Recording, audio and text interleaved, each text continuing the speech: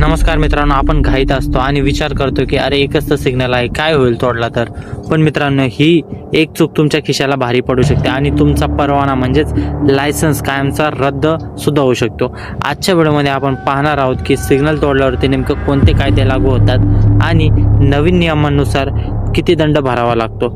Video शेवटपर्यंत नक्की पहा. तर त्यामधील पहिला मुद्दा आहे मुख्य कायदे. तर पॉइंट नंबर 1 आहे, भारतात ट्रॅफिकच्या नियमांचे उल्लंघन केल्यावरती प्रामुख्याने मोटार वाहन कायदा, मोटर व्हेकल ऍक्ट 1988 आणि त्यातील 2019च्या सुधारणा लागू होतात. पॉइंट नंबर 2 आहे कलम 184 सेक्शन 184. हे कलम धोकादायक पद्धतीने वाहन चालवणे, डेंजरस ड्रायव्हिंग यासाठी आहे. सिग्नल तोडणे यात मोडते. तिसरा पॉइंट आहे कलम 177 सेक्शन 177. सामान्य वाहतूक नियमांच्या उल्लंघनासाठी हे कलम वापरले जाते. तर मित्रांनो, आता आपण बघणार आहे लायसन्स वरती काय परिणाम होतो. त्यामधील पॉइंट नंबर 1 आहे, नवीन नियमानुसार जर तुम्ही सिग्नल तोडला तर केवळ दंड भरून चालणार नाही, परिवहन विभाग म्हणजेच आरटीओ तुमचे लायसन्सला 3 महिन्यासाठी विलंबित म्हणजे सस्पेंड करू शकते. जर तुम्ही वारंवार हेच केले तर तुमचे लायसन्सचे कायमचे ब्लॅकलिस्ट मध्ये केले जाऊ शकते. आता आपण बघणार आहे कागदपत्रांची कमतरता. सिग्नलवरती पोलिसांनी अडवल्यास केवळ सिग्नल तोडल्यास दंड लागत नाही, तर खालील कागदपत्रे नसल्यास दंड वाढतो. त्यामधील पहिला दंड आहे विमा म्हणजेच इन्शुरन्स नसेल तर 2000 दंड किंवा 3 महिन्याचा तुरुंगवास होऊ शकतो. दुसरा दंड आहे PUC म्हणजे पोल्युशन सर्टिफिकेट नसेल तर 10,000 पर्यंत दंड होऊ शकते पर्यावरण नियमांनुसार. तिसरा दंड आहे लायसन्स सोबत नसेल तर 5,000 रुपयापर्यंत दंड होऊ शकतो.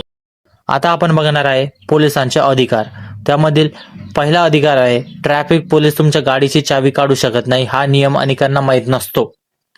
त्यामधील दुसरा अधिकार आहे दंड आकारण्यासाठी पोलीस किमान हेड कॉन्स्टेबल रँकचे असणे आवश्यक आहे. त्यामधील तिसरा अधिकार आहे जर तुमच्याकडे डिगी लॉकर किंवा परिवहन मध्ये कागदपत्रे असेल तर ती वैध मानली जाते.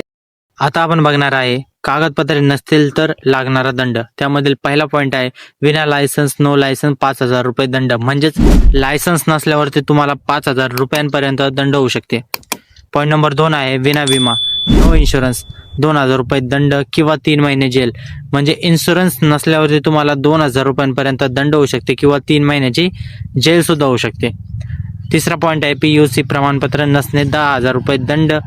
हे पर्यावरणाच्या नियमांनुसार खूप कडक करण्यात आले आहे, म्हणजेच PUC प्रमाणपत्र नसल्यावरती तुम्हाला 10,000 रुपयांपर्यंत दंड होऊ शकते. तर चौथा पॉइंट आहे गाडीची कागदपत्रे RC नसणे 5,000 रुपये दंड, म्हणजे गाडीचा RC बुक नसल्यावरती 5,000 रुपयांपर्यंत तुम्हाला दंड होऊ शकतो. मित्रांनो, नियम हे आपल्या सुरक्षितेसाठी आहे. थोड्याशा घाईसाठी स्वतःचा आणि इतरांचा जीव धोक्यात घालू नका. माहिती आवडली असेल तर नक्कीच व्हिडिओला लाईक करा, तुमच्या मित्रमैत्रिणींसोबत शेअर करा. अशाच माहितीपूर्व व्हिडिओसाठी आपल्या चॅनलला सबस्क्राईब नक्की करा. सुरक्षित राहा आणि सुरक्षित चाला.